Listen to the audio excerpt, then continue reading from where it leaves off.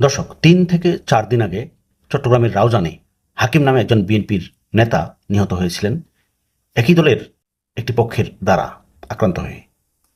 মনে আছে?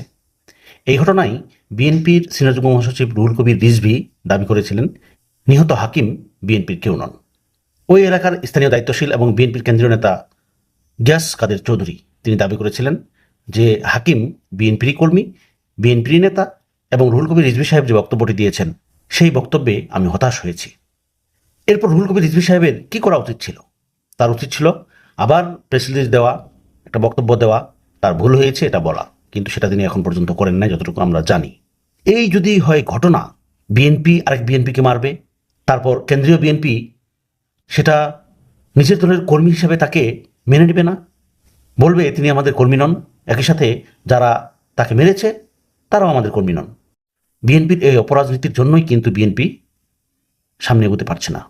সাধারণ মানুষ যারা তৃণমূল নেতাকর্মী তারা কিন্তু এজন্যই বিএনপিকে সেভাবে সমর্থন দিচ্ছে না। দর্শক, এই বিষয়ে আপনার কোনো মন্তব্য থাকলে কমেন্টসে জানান। ধন্যবাদ।